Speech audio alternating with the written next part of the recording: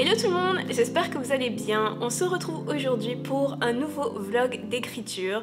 Je vous propose de m'accompagner pendant cette première semaine de NaNoWriMo. Dans mon dernier vlog d'écriture, je vous disais que j'étais intéressée par le NaNoWriMo, qui est ce défi d'écriture qui a lieu tous les ans en novembre, durant lequel les participants essayent d'écrire 50 000 mots, l'équivalent d'un roman à peu près. J'ai finalement pris ma décision.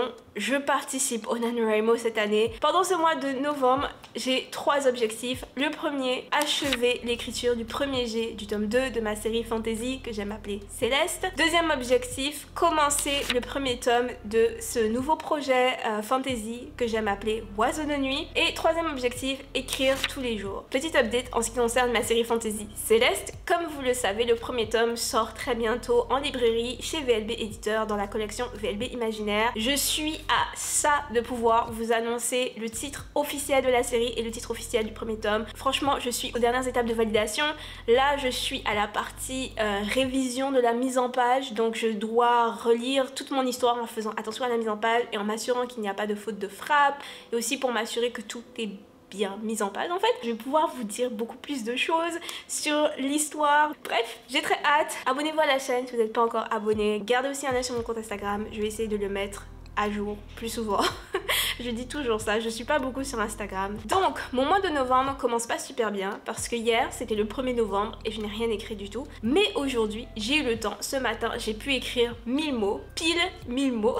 Je suis plutôt contente. La scène que j'écrivais n'était pas facile à écrire du tout. Beaucoup de personnages qui interagissent, beaucoup de personnages avec des objectifs différents, avec des objectifs qui sont parfois cachés, donc des objectifs que les autres personnages ignorent. J'espérais écrire beaucoup plus que 1000 mots. Je visais plus 1500, 1600, voire 2000 mots, mais c'était juste pas possible. J'ai vraiment forcé et après j'avais plus le temps. J'ai l'impression que je vais écrire beaucoup plus pendant les week-ends. C'est là que j'aurai plus de temps pour écrire. Autre chose que je voulais vous montrer, des livres. Donc je vais les ouvrir devant vous. Donc j'ai commandé La prophétie des sœurs serpents, un livre fantasy écrit par une Martiniquaise. Je l'attendais et il est là, donc j'ai hâte de le lire. Et en plus la couverture est vraiment belle. Je ne pensais pas que les textes seraient en doré.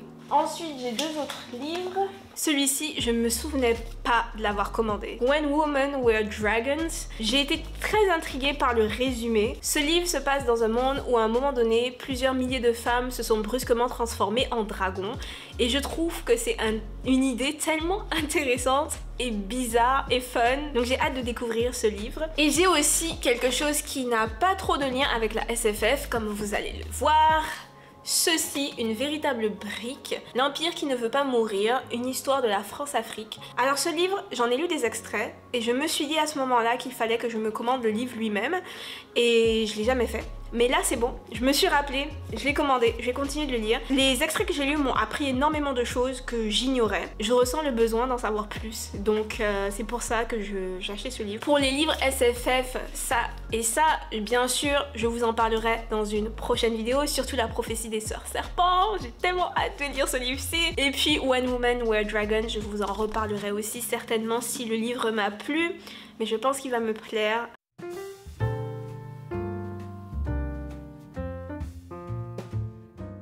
C'est samedi 5 novembre 2022, un très beau samedi d'ailleurs parce qu'il fait 19 degrés et super beau.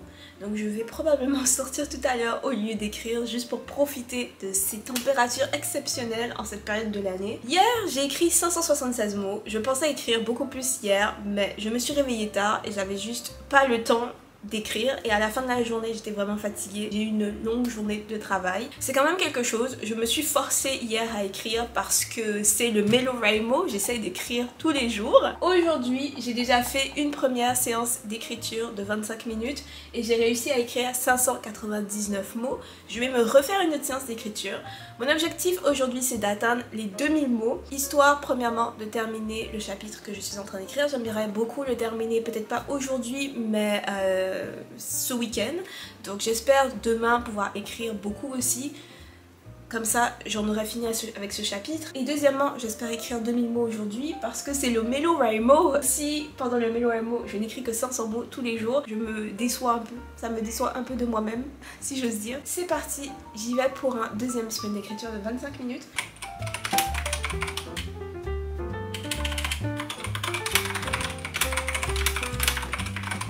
sprints d'écriture plus tard et j'ai atteint les 1000 mots. Je suis à 1124 mots pour aujourd'hui et là je suis prête à repartir. Je vais faire deux autres sprints d'écriture de 25 minutes en espérant que ça suffise pour atteindre les 2000 mots.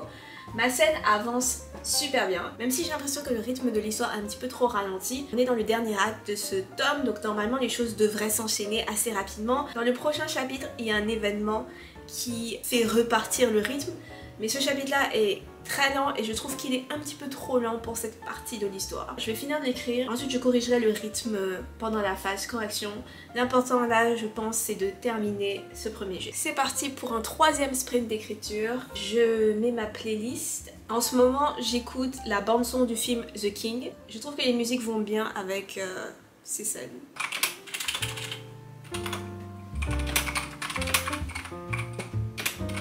Je l'ai fait! J'ai terminé ma deuxième séance d'écriture, quatrième séance d'écriture de la journée et je suis à 2207 mots. J'ai écrit plus de 2000 mots aujourd'hui, j'ai atteint mon objectif de la journée. Ça me fait un total de 3783 mots pour ce mois de novembre pour l'instant. Je suis plutôt contente, plutôt fière de moi. Je n'ai pas encore terminé mon chapitre mais je pense que je l'aurai terminé à la fin de ma séance d'écriture de demain. Pour l'instant, je dirais que ce NaNoWriMo se passe plutôt bien. Je ne suis pas encore super régulière, je n'ai pas écrit jeudi, j'ai écrit très peu vendredi, mais c'est une habitude qu'il faut que je reprenne. Je suis contente de ma séance d'aujourd'hui, donc on se retrouve demain.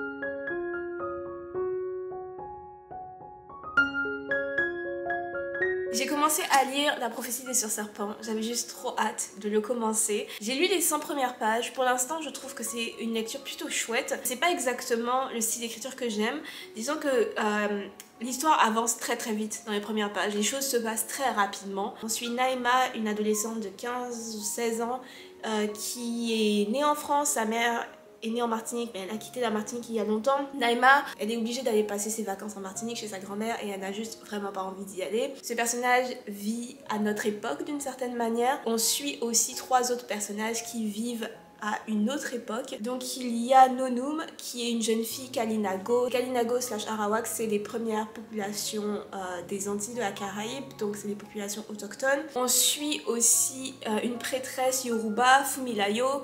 Et enfin on suit Rosen, une paysanne bretonne qui a une tache de naissance sur le visage qui fait qu'elle est persécutée, traitée comme une sorcière. Donc ces trois personnages sont toutes unies par le fait qu'elles se retrouvent à un moment donné en Martinique, d'après ce que j'ai compris. J'ai lu que les 100 premières pages. Nonum, la chamane Kalinago, c'est parce que, eh bien, elle est née en Martinique, c'est la terre de ses ancêtres. Fumilayo, c'est parce qu'elle a été arrachée à sa terre de naissance et amenée par les Européens en Martinique en tant qu'esclave. Rosen, il semblerait que ce soit pour échapper à la mort. Elle est condamnée au bûcher et pour échapper au bûcher elle quitte la France pour la Caraïbe. Bien sûr Naïma, le personnage principal, c'est parce que sa mère est d'origine martiniquaise, elle se retrouve en Martinique pour les vacances. Donc le choix de ces quatre protagonistes est intéressant, j'ai hâte de lire la suite et de savoir qu'est-ce qui connecte exactement ces quatre personnages. J'ai hâte aussi de comprendre l'origine de tous les événements étranges qui se déroulent au début de l'histoire. Je sens que l'autrice a fait énormément de recherches, notamment en ce qui concerne Nonum. Venant de Saint-Martin, les Arawaks, on en entend très souvent parler puisque c'est des premières populations de Saint-Martin aussi. Et donc j'ai toujours été très curieuse.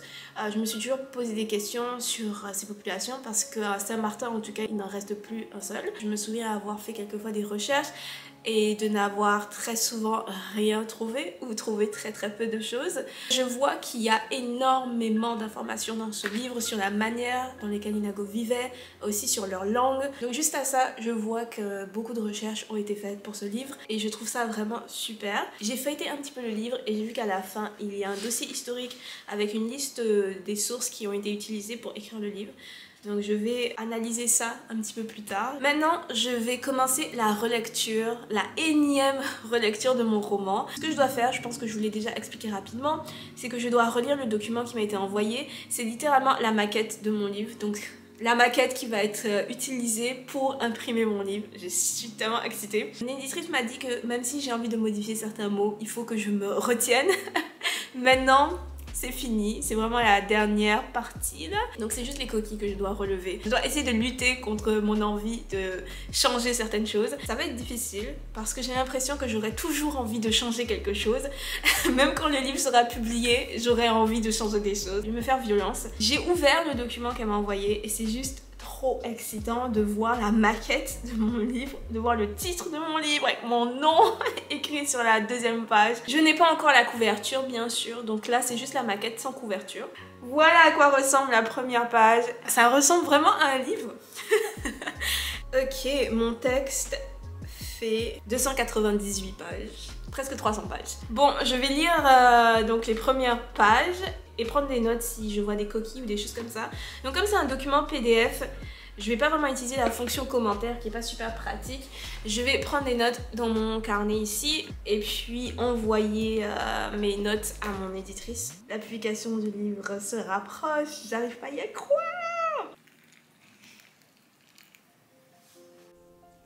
Cette partie de la vidéo est malheureusement sans audio parce que j'avais mal branché mon micro, mais je vais vous narrer un peu ce qui se passe. Après 4 sprints d'écriture de 25 minutes chaque, j'ai réussi à atteindre les 2327 mots. J'ai aussi terminé le chapitre que j'étais en train d'écrire, ce qui m'a rendue tout particulièrement heureuse. C'était un chapitre difficile à écrire, mais j'ai réussi à le terminer d'une manière plutôt intéressante que je n'avais pas du tout prévue.